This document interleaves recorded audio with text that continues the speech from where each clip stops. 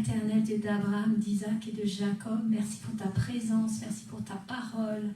Merci, Papa, parce que tu nous donnes toutes choses dans ta parole, toute consolation, mais aussi toute exhortation, toute édification, Père, pour vraiment nous relever, nous remonter et nous donner la force, Père, d'avancer. Et dans les épreuves et dans le reste. Sois glorifié, sois adoré, Seigneur, au nom de Jésus. Amen. Amen. Mais là, tu as donné un chant au départ. Est-ce que tu te souviens? Le premier chant, c'était quoi? La joie du Seigneur est ma force.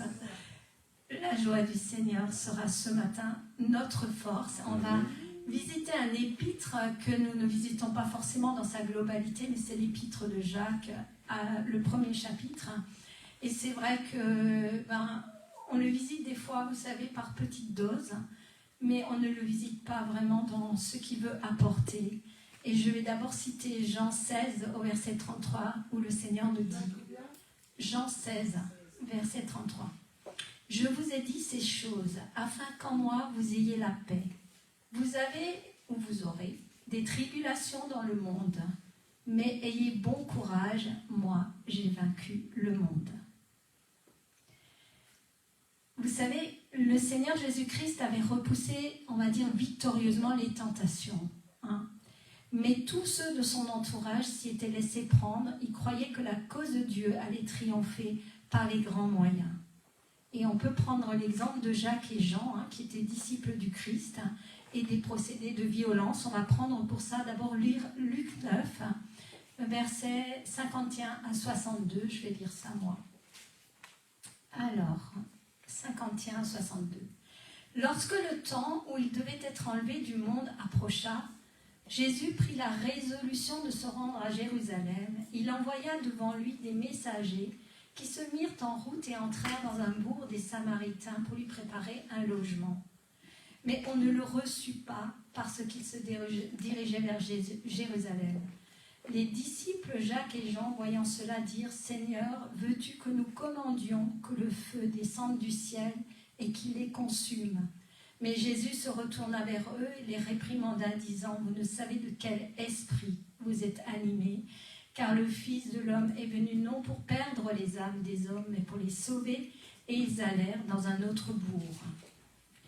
Pendant qu'ils étaient en chemin, un homme lui dit « Seigneur, je te suivrai partout où tu iras. » Mais Jésus lui répondit « Les renards ont des tanières et les oiseaux du ciel ont des nids.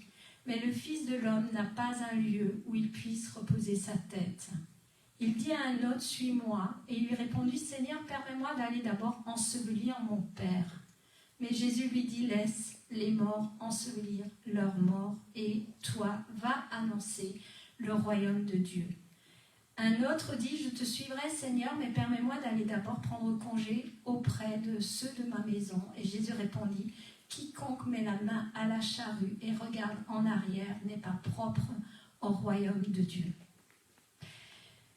Dans ce chapitre, on voit un petit peu déjà l'esprit de vengeance qu'avaient peut-être les disciples, et la volonté de puissance aussi qu'ils voulaient et qui parlait en eux. Or Jésus était venu, on dit, pour gagner des cœurs par la bonté en leur apportant surtout le pardon. Les cœurs peuvent s'incliner devant la force, mais ils ne vont pas se donner. Ça veut dire que parfois, on pourrait obliger quelqu'un à incliner son cœur un peu dans la force. On va dire, voyez un peu ce qui peut se passer au niveau politique. Et je ne suis pas en train de dire que nos dirigeants et les dirigeants qui se positionnent pour le Seigneur, c'est merveilleux, qu'ils rejettent les lois iniques, qu'ils repoussent et qu'ils mettent en place des lois du Seigneur, oui.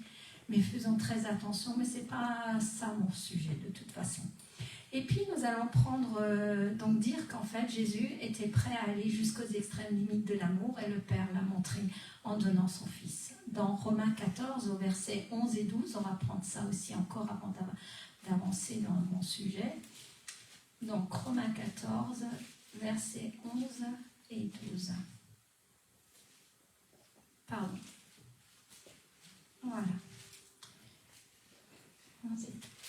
Je le lis. « Car il est écrit, je suis vivant, dit le Seigneur. tout genou fléchira devant moi, et toute langue donnera gloire à Dieu. Ainsi, chacun de nous rendra compte à Dieu pour lui-même. Il est bien dit, tout genou fléchira devant Jésus, mais tout genou ne fléchira pas devant nous. Je veux dire, tout genou ne fléchira pas devant ce que nous voulons imposer. Vous comprenez? C'est vraiment le cœur de Dieu, c'est vraiment l'Esprit de Dieu qui touche, c'est l'Esprit de Dieu qui conduit. Et Jacques et Jean, qui étaient disciples du Christ, avaient une ambition politique. Mais je dis qu'on ne travaille pas au royaume de Dieu pour remporter des succès, on travaille au royaume de Dieu pour lui donner toute la gloire. Et ça fait toute la différence parce que on va voir dans Jacques comment Jacques va parler. Et pour cela, on va prendre Jacques 1. Je ne parlerai pas beaucoup du reste parce qu'il y a déjà beaucoup de choses à dire. D'abord, je veux aussi dire que les compagnons intimes du Christ pensaient qu'en établissant un nouveau régime politique par la révolution et le coup d'État, s'il le fallait, que les droits de Dieu seraient enfin reconnus et que la primauté de son peuple choisi serait définitivement établie sur tous les autres peuples. Ça, c'était aussi déjà les compagnons du Christ. Jésus avait effectivement ce pouvoir et les pouvoirs prodigieux que Dieu lui a assurés. Et il aurait pu renverser n'importe quelle armée d'occupation et anéantir tous les méchants de la terre en 2 minutes. Il était le Fils de Dieu, il était Dieu en personne. On dit bien qu'au commencement est Dieu, au commencement est la parole, au commencement était Dieu et la parole était avec Dieu et la parole s'est fait chair. Ça veut dire que Jésus avait tout pouvoir, vraiment. Mais rappelons au passage que Jésus a été crucifié, c'est important, sous Ponce Pilate, c'est vrai, hein, c'est Matthieu 26, 65, mais qu'en réalité c'est le Sanhédrin, autorité religieuse juive, qui a crucifié le Seigneur.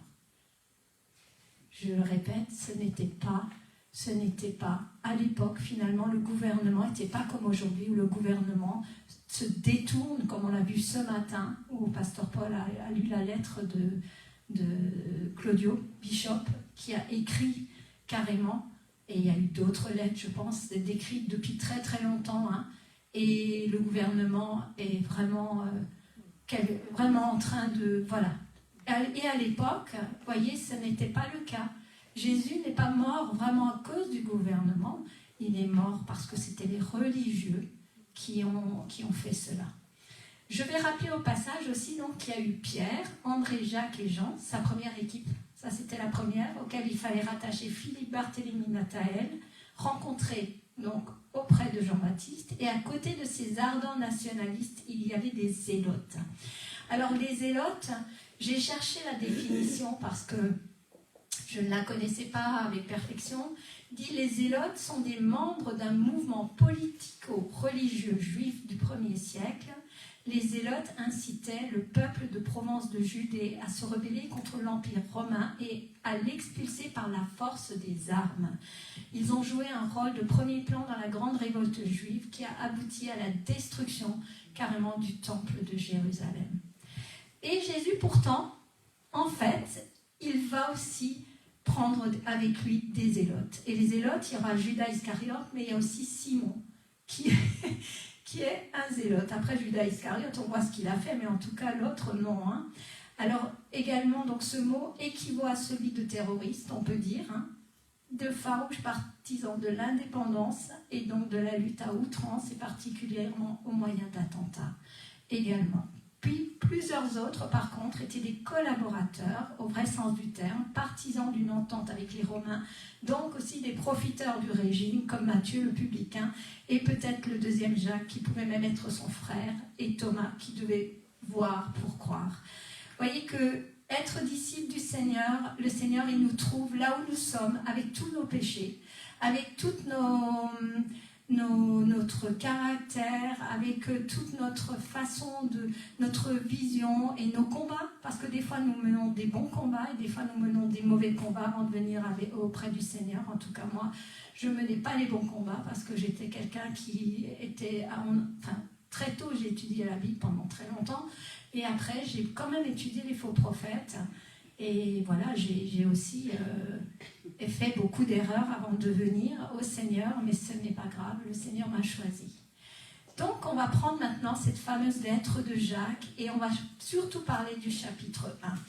et voir quel est le thème principal. Parce que souvent, on extrait un verset, mais là, j'aimerais vraiment déjà vous dire que Jacques est positionné à la fin du livre de la parole. C'est important des fois de voir où Dieu a positionné aussi une lettre, la lettre de Jacques. Le thème principal met l'accent sur les dangers, effectivement, du péché par omission que chacun peut faire. Son enseignement tout entier va se baser sur la pratique qui prône une foi authentique. Il explique comment gagner des âmes. Il encourageait également à trouver la joie dans les épreuves. Et pour cela, je vais commencer à lire.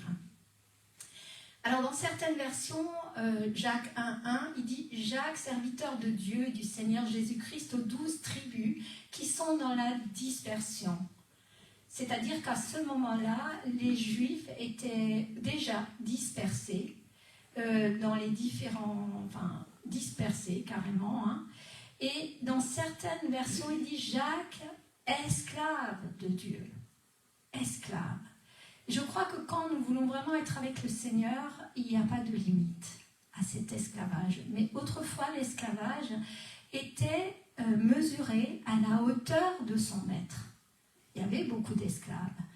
Alors, être esclave de Dieu, c'est la hauteur la plus haute qu'on peut avoir, c'est être au-dessus de tout le monde, en fin de compte, même si on est esclave. Et il dit, mes frères, regardez comme un sujet de joie complète les diverses épreuves auxquelles vous pouvez être exposés, sachant que l'épreuve de votre foi produit la patience.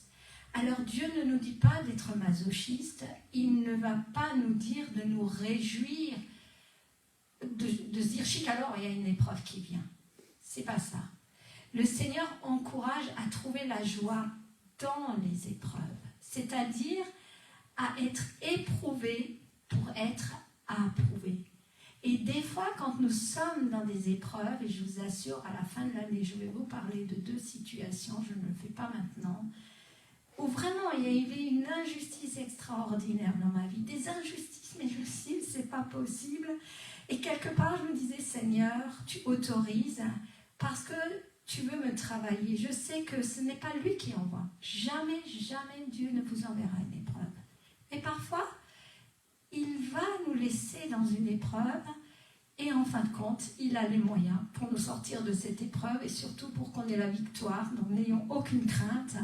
Par la foi, nous allons avoir la victoire. Mais il encourage à trouver la joie dans les épreuves, à faire confiance dans les moments difficiles, Franck, quand tu crois, afin qu'il devienne et deviendrait parfait et accompli et mature en Jésus-Christ. Parce qu'il dit, sachant que l'épreuve de votre foi produit la patience, mais il faut que la patience accomplisse parfaitement son œuvre afin que vous soyez parfaits et accomplis sans faillir en rien. Quand tout va bien, ça va toujours bien. Mais parfois, il y a des choses qui ne vont pas et Dieu est là. Il est toujours là. Je dis toujours, même avec Élie dans la grotte, il dit, Élie, que fais-tu là? Élie croyait qu'il était seul, mais Dieu était dans la grotte avec Élie. Donc, la vraie religion, plus que d'écouter de simples paroles, était d'agir. En réalité, Jacques est le frère de Jésus-Christ, n'est-ce pas? Et vous verrez que vous lisez Jacques en entier, si un jour vous avez envie, on pourra d'ailleurs le faire ensemble. À aucun moment il se glorifie d'être le frère de Jésus. Il n'en parle même pas. Il excelle en humilité. Il excelle en... Il ne va pas dire « je suis l'ami d'eux ». Je suis ça, ça. Il excelle. Et pourtant, il reprend entièrement ce que Jésus dit dans Matthieu 5, 6 et 7. Parce que Jésus parle de tout ce condensé, presque du premier chapitre, que Jacques va dire. Donc, la vraie religion, plutôt que d'écouter les simples paroles, c'est d'agir et de maîtriser évidemment les préjugés et la discrimination. Il ne s'agissait donc pas, comme j'ai dit, de se réjouir à cause des épreuves, mais si on a une sur notre route, nous nous réjouissons dans l'épreuve. Parce que le Seigneur va nous travailler au sein même de l'épreuve. Nous ne sommes pas masochistes, mais si une chose mauvaise arrive, nous trouverons dans cet événement qui est fâcheux l'occasion d'être éprouvés et l'occasion d'être approuvés.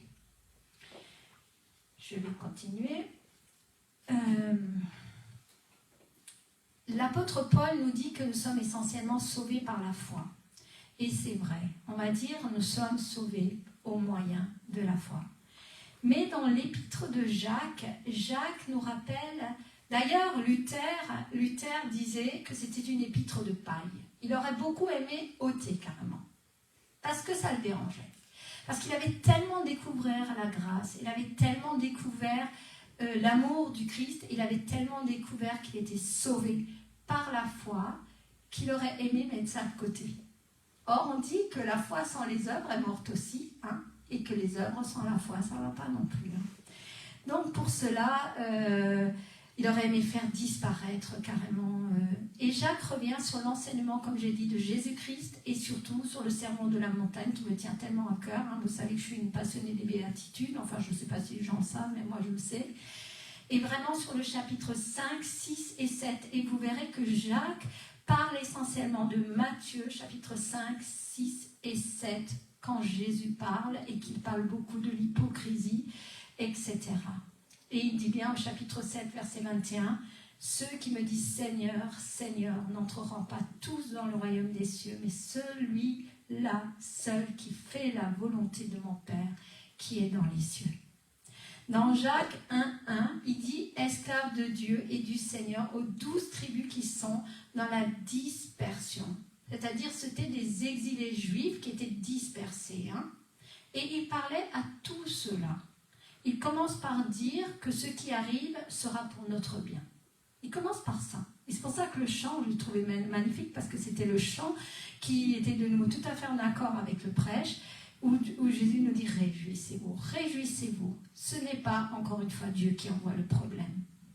Il dit « Tu as besoin de sagesse. » Et ça, c'est intéressant. Il dit « Parce que nous ne pouvons pas sortir toujours un verset. » Là, ce qui est intéressant, c'est que si on lit la suite, il dit « Si quelqu'un d'entre vous manque de sagesse, qu'il la demande à Dieu, qui donne à tous simplement et sans reproche, elle lui sera donnée, mais qu'il la demande avec foi, sans douter, car celui qui doute est semblable au flot de la mer agité par le vent et poussé de côté et d'autre. » Et pourtant, il parle de quoi? La sagesse dans l'épreuve, c'est-à-dire la hauteur de la connaissance des plans éternels du Seigneur. Et des fois, je vous assure, si on ne s'arrêtait pas toujours à notre petite vie, on verrait la gloire de Dieu, même dans les problèmes. Parce que, d'abord, il a tous les moyens pour nous sortir. En 2 minutes, des fois, il dit une parole et tout est réglé. Donc, n'ayons jamais peur, n'ayons jamais de crainte. Mais surtout, il faut nous projeter dans cette éternité parce qu'il travaille nos vases d'argile et il veut en faire des vases d'honneur. Et Jacques en parle beaucoup. Donc, il dit « Tu as besoin de sagesse pour comprendre les mystères de Dieu, que nous puissions comprendre avec un regard, mais avec le regard de Dieu. » Puis, il parle de demander la sagesse avec foi. Et je dirais qu'ici, Jacques est très sévère, hein, parce qu'il dit qu'on n'a pas à être ballotté. Hein. Si on veut connaître Dieu, si on veut sa sagesse, si on veut comprendre les épreuves qui sont sur nos routes, Jacques est sévère. Il dit « Ne sois pas hésitant, crois par la foi que tu auras cette sagesse de comprendre. » Et quand nous avons compris, mais tout est beaucoup plus léger. Tout est beaucoup plus léger. Nous sommes toujours dans le même contexte et il met vraiment de rester humble et de ne pas vouloir comprendre, comme on dit, comme ça, mais je dis toujours, montons sur la montagne et regardons comment Dieu nous voit. Et projetons-nous déjà 3 mois après, 2 mois après, des fois 1 semaine après, c'est déjà réglé, des fois c'est réglé dans la journée. Il y a des choses que Dieu règle dans la journée et pourtant on est toujours là à se lamenter. Mon Dieu, qu'est-ce qui m'arrive? Mais ça va pas, ça va pas, ça va pas. Mais si, ça va toujours, je vous assure, avec lui, ça ira toujours. On va continuer. Alors, que le riche, il dit, regardez voir, que le frère de condition humble se glorifie de son élévation. Ça veut dire que déjà, la personne de condition humble, va être glorifiée de son élévation. Elle peut être glorifiée parce qu'elle n'avait jamais un grand métier et que d'un seul coup, Dieu va l'utiliser puissamment. Ça, pour moi, c'est beaucoup plus important que d'être glorifié de richesse, n'est-ce pas? Et que le riche, au contraire, se glorifie de son humiliation. Waouh! Car il passera comme la fleur de l'herbe, le soleil s'est levé avec sa chaleur ardente et a desséché l'herbe, sa fleur est tombée et la beauté de son aspect a disparu. Ainsi le riche se flétrira dans ses entreprises. Heureux l'homme qui supporte patiemment la tentation, car après avoir été éprouvé, il recevra la couronne de vie que le Seigneur a promise à ceux qui l'aiment. Ici, la tentation, dit Jacques, est un test donné par l'adversaire. En fait, vous savez, en grec, tentation, ça veut dire épreuve. Alors, il y a les épreuves autorisées de Dieu et il y a la tentation qui est finalement une épreuve du diable, qui a qu'un but, c'est de nous faire échouer. Parce que son but à lui, on dit, il est le voleur, le menteur, il est l'illusionniste, et son but, c'est de nous attirer en bas et de nous faire échouer. Et pour cela, on va se rappeler les 3 tentations de Jésus dans le désert. Donc la première qui était, j'avais fait je me rappelle tout un enseignement sur ça, transformer les pierres en pain, se jeter du temple de Jérusalem pour voir si Dieu, avec ses anges, le protège et retient sa chute. Et là, le diable dit, parce que Jésus lui répondait, mais il est écrit. Et le diable lui dit, mais il est aussi écrit que si tu te lances, ces anges vont te tenir. C'était une tentation énorme pour le Seigneur.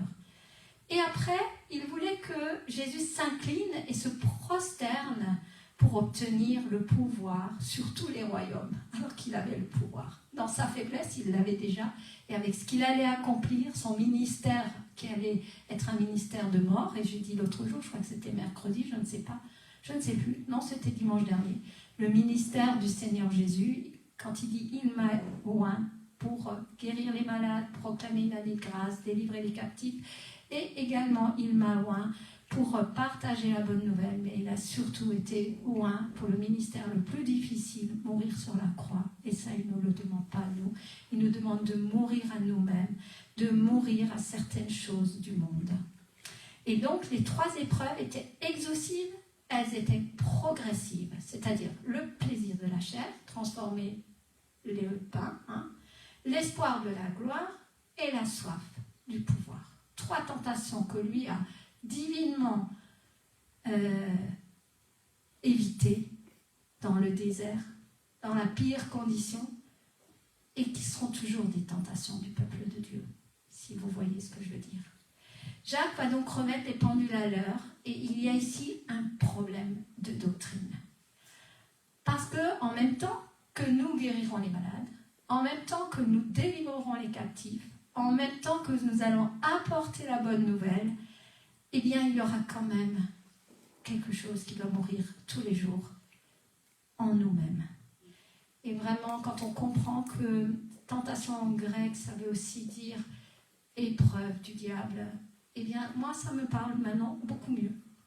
Longtemps, je n'ai pas trop bien compris parce que j'attribuais la tentation plus à ma chair et j'arrivais beaucoup moins à gérer. Et maintenant, je me dis, puisque c'est une épreuve et que Dieu autorise, comme il a autorisé, rappelons-nous que le Seigneur Jésus, c'est l'Esprit du Seigneur qui l'a amené dans le désert.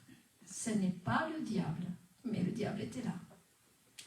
Jacques remet donc les pendules à l'heure, et donc on verra au verset 17, lorsqu'il dit,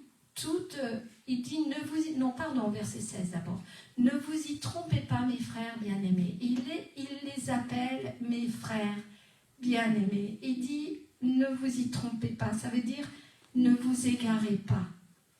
S'il y a du mauvais, cela ne viendra pas de Dieu, parce qu'il dit au 17, toute grâce excellente et tout don parfait descend d'en haut du Père des Lumières, chez lequel il n'y a ni changement, ni ombre de variation.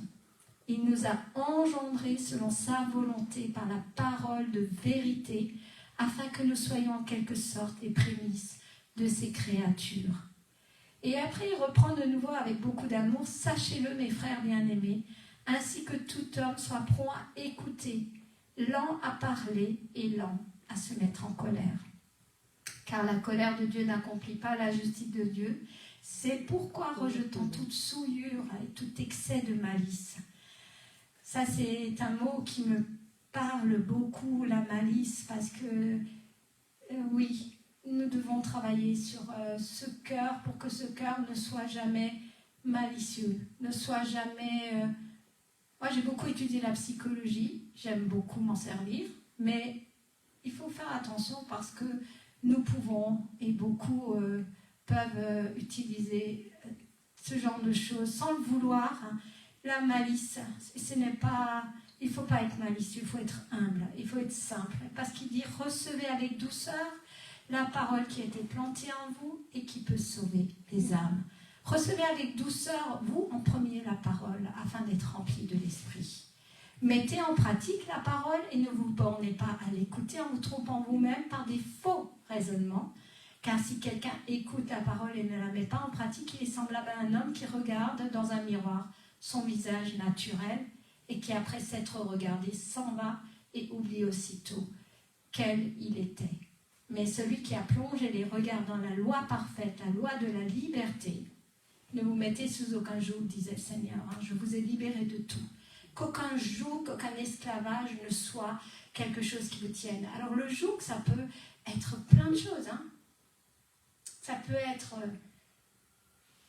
des personnes, des addictions.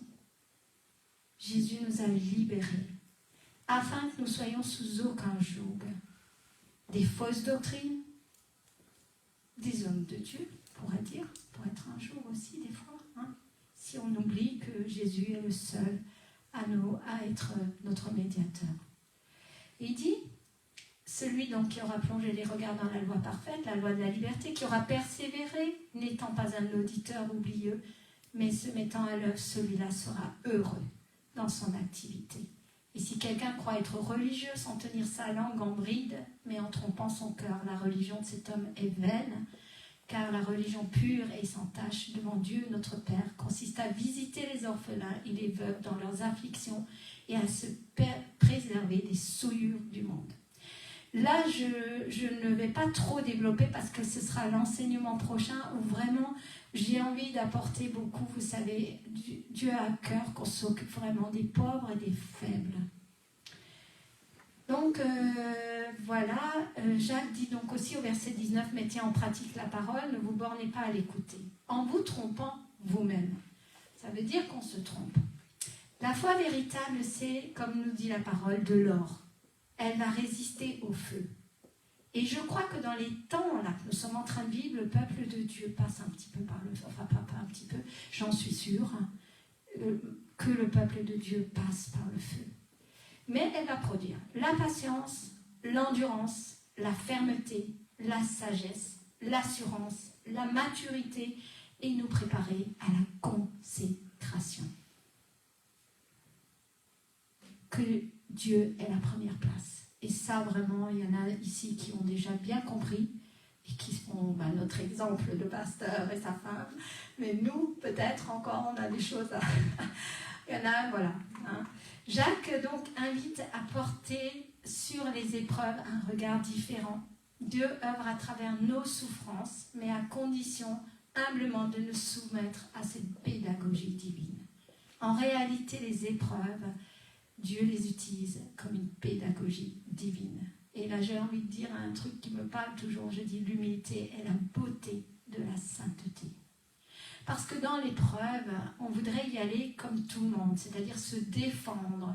On voudrait essayer d'avoir de la force, arriver à imposer. Non, ça ne marche pas comme ça. Donc, parler de Jacques vis-à-vis de Jésus, je l'ai déjà fait. Nous pouvons aussi, et maintenant, étudier un court moment Jacques 2, versets 1 à 4. Hein. Je ne vais pas faire beaucoup. Hein. Mes frères, que votre foi en notre glorieux Seigneur Jésus-Christ soit exempte de toute acception de personne. Supposez en effet qu'il entre dans notre assemblée un homme avec un anneau d'or et un habit magnifique, et qu'il entretient pauvre, misérablement vêtu. Si tournant vos regards vers celui qui porte l'habit magnifique, vous lui dites, toi, assieds-toi à cette place d'honneur. Et si vous dites au pauvre, toi, tiens-toi là debout, ou bien assieds-toi au-dessous de mon marchepied, ne faites-vous pas en vous-même une distinction et ne jugez-vous pas sous l'inspiration de pensées mauvaises. Vous voyez, Jacques va tout le temps rappeler ce que Jésus a dit dans Matthieu. Lorsque nous lisons Matthieu 5, 6 et 7, vous allez voir, c'est presque, moi j'ai une Bible où Jésus parle en rouge, hein, donc c'est pratiquement que le Seigneur qui parle. Et c'est pas évident, hein, mais Jacques, son frère, finalement, qui ne dit même pas « je suis le frère de Jésus », il va reprendre tout ça. Et pourquoi il fait ça à la fin du livre? Parce qu'il veut tout rappeler. Il veut nous rappeler ça. Il ne faut pas que nous mettions ça de côté. Et dans Jacques 5, versets 9 à 10, on va prendre, voilà, « Ne vous plaignez pas les uns des autres, frères, afin que vous ne soyez pas jugés, car le juge est à la porte. Prenez mes frères pour modèle de souffrance et de patience, les prophètes qui ont parlé au nom du Seigneur. Voici, nous disons, bienheureux ceux qui ont souffert patiemment. Vous avez entendu parler de la patience de Job, vous avez vu la fin que le Seigneur lui accorda, car le Seigneur est plein de miséricorde et de compassion. » Au verset 26, il nous invite à prendre soin des faibles, des orphelins et des veuves. Et ça, je crois, on est là en plein cœur du Seigneur. Et la prochaine fois, je vais vraiment développer là-dedans. La foi va devenir à ce moment-là une manière, on va dire, d'exister. Chez Jacques, il y a une insistance quand même sur les œuvres, il faut le reconnaître. Il va falloir vraiment, comme je dis, ausculter son texte et voir ce qui est écrit et également ce qui n'est pas écrit. Parce que lire la parole, c'est aussi s'approcher de ce qui n'est pas dit. Et en l'occurrence, constater que Jacques, par exemple, ne s'est jamais vanté qu'il était le vrai frère de Jésus. Vous vous rendez compte? Il aurait pu au moins une fois dans ses écrits le dire voilà, moi. Mais non, il n'était pas comme ça. Donc, il n'en parle même pas, on va dire, il ne se vante même pas. Il parle de ce qui est écrit à ce qui va être significatif. Il parle à ses frères bien-aimés. Il dit toujours « mes bien-aimés ». Même dans le texte, il le dit toujours. Et on lit le début d'une trahison des chrétiens. Dans ce texte, lorsqu'il parle, Jacques ne dit pas « il y aura certains qui vont trahir ». Mais en réalité, il en parle déjà.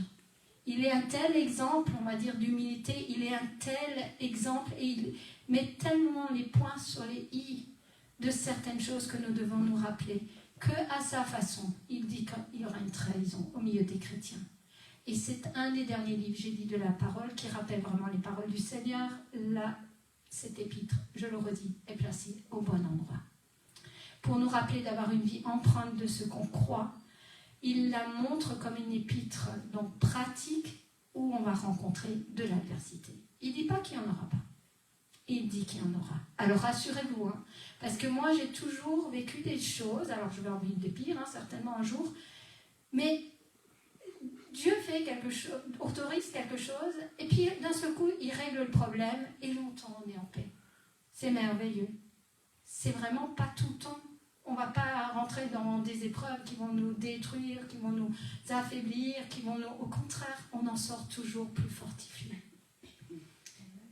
Oui, ça vraiment, je vous assure, hein, je ne veux vraiment pas que ce message soit reçu comme un « attention, vous allez prendre des claques ». Non, mais il y aura des choses. Il y aura des choses. Il y a déjà tous ceux qui nous rejettent, il y a tous ceux qui nous regardent de travers, il y a tous ceux qui ne nous aiment pas. Je l'ai déjà dit, hein, moi, quand j'ai commencé vraiment à servir Dieu, je dis 3/4 de ma clientèle qui est partie, hein, parce que je ne pouvais pas me taire. Mais comme j'ai vu que Dieu en envoyait d'autres, ça m'était complètement égal. Alors, c'est aussi une opposition au monde qui se suffit à soi-même, à lui-même, à l'orgueil. Un monde qui est impénétrable à la grâce. Être avec le Seigneur, c'est vraiment accepter avec douceur et avec foi et avec joie, comme on l'a dit, et qu'on l'a chanté, hein, c'était beau. les épreuves qui seront sur nos routes, si un jour il y en a. C'est vraiment une lettre pour aujourd'hui et pour le monde aujourd'hui. Parce que nous allons tous traverser des épreuves. Là, je ne parle pas aux chrétiens parce que nous sommes protégés. Nous sommes cachés en Christ. Mais pour ceux qui n'ont pas Christ, attention, il vaudrait mieux venir. C'est vraiment donc une lettre pour aujourd'hui. La vraie foi, je dis, est fidèle, même dans l'épreuve, c'est-à-dire notre ressource. Et c'est même quelque chose qui va vraiment nous faire exister. Je vais encore prendre juste 2-3 versets que j'avais pris au début. Je ne les ai pas donnés et je ne sais pas pourquoi, parce que quand souvent on donne la parole, eh bien Dieu conduit les choses d'une façon ou d'une autre. Mais je vais quand même les chercher parce que peut-être qu'il faut les donner tout de même. Voilà, donc 1 Pierre 1, on va prendre et on va finir sur ça. Attendez. Voilà. 1 Pierre 1.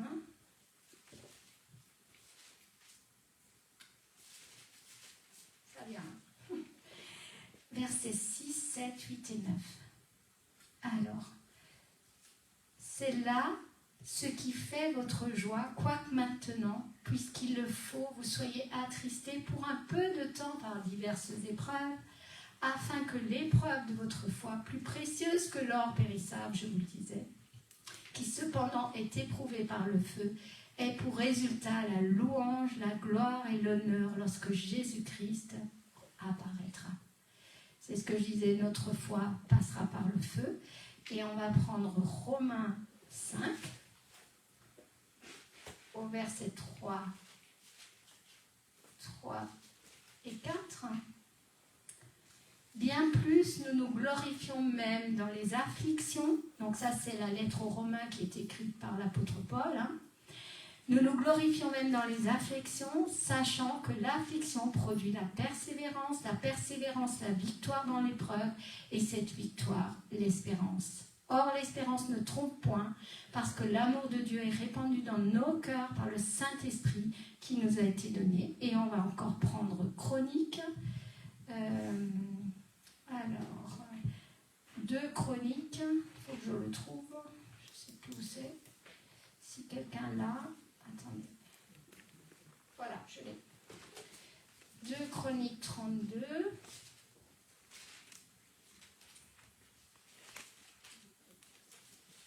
32, 31.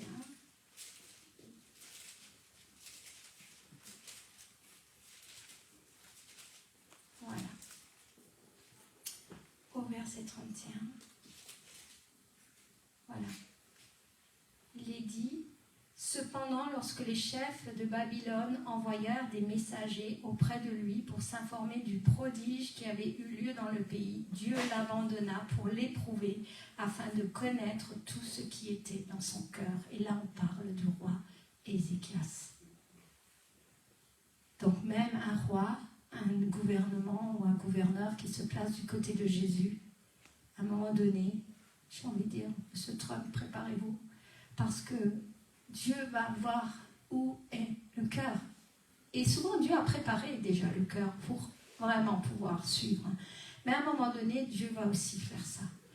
Et je voudrais aussi vous rassurer sur le fait que lorsque, vous savez, nous demandons cette sagesse dans le moment de l'épreuve et que Dieu nous révèle, plus vite nous comprenons, plus vite l'épreuve est passée.